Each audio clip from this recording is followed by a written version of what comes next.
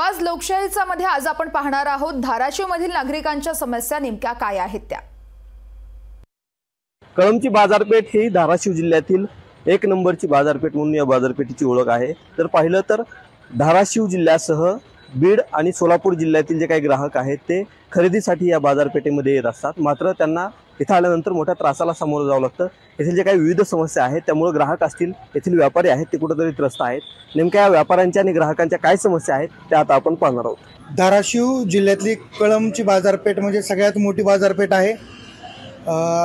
जवळपास कळमच्या मार्केटला केजून जवळ आपलं येरमाळा वाशिवून आपल्या कळमला गिराईक आहे आणि सोबतच इथं व्यवस्था नाही, व्यवस्थित पार्किंगची व्यवस्था नाही आपल्या मार्केटला।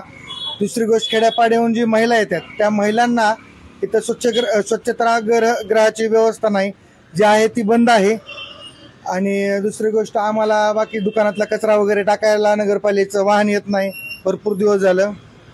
शासनाने लवकरात लवकर सुरू करावं। इथं पार्किंगची व्यवस्था नाही, तर कुठे बिन गाड्या लावलेल्या असतात आणि पुन्हा व्यापारीला लय प्रॉब्लेम होते ह्याने। कळम शहरामध्ये जर आपण बघितलं तर कळमची बाजारपेठ सगळ्यात मोठी बाजारपेठ आहे, पण इथल्या प्रशासनाचं कुठलंही नियंत्रण इथल्या बाजारपेठेवर नाही।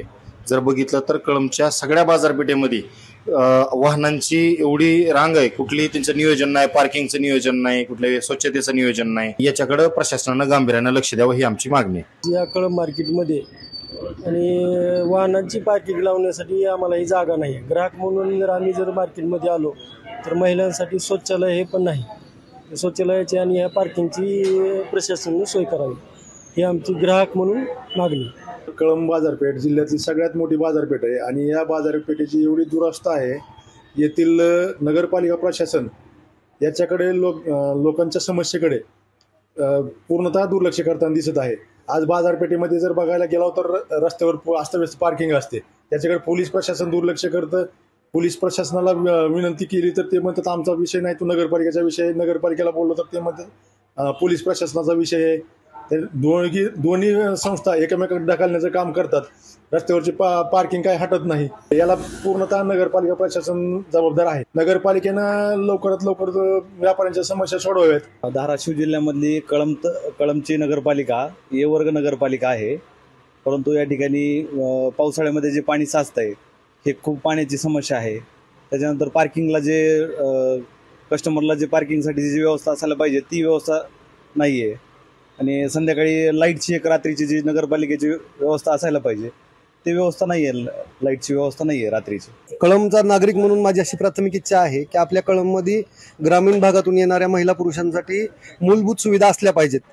आपल्याकडं व्यवस्थितरित्या सुलभ शौचालय महिलांसाठी अगर पुरुषांसाठी एक स्वतंत्र 4-5 बांधून एक बिल्डिंग तयार करावी।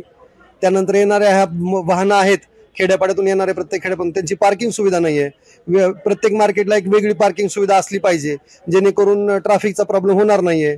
आपले होळकर चौक, शिवाजी महाराज चौक, आंबेडकर चौकात आता खूप ट्रॅफिक वाढल्यामुळे तिथं सिग्नल बसवलं पाहिजे, ट्रॅफिक कंट्रोल केली पाहिजे, त्याच्यामुळे ॲक्सिडेंट रोज होतात ते कमी होईल।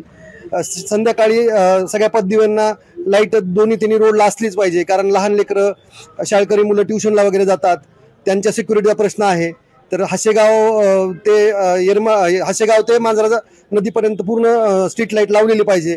या अशा प्राथमिक 4-5 गरजा तरी कळमच्या पूर्ण झाल्या पाहिजेत अशी एक माझी कळमकरातर्फे विनंती आहे। येथील पार्किंगची व्यवस्था असेल त्याच पद्धतीनं जी काही स्वच्छता आहे त्याबाबत काम करणं कुठेतरी गरजेचं आहे। याकडे आता नगर परिषद प्रशासन कशा पद्धतीने लक्ष देतं याकडे सर्वांचं लक्ष लागलेलं आहे। ओंकार कुलकर्णी, लोकशाही मराठी, धाराशिव।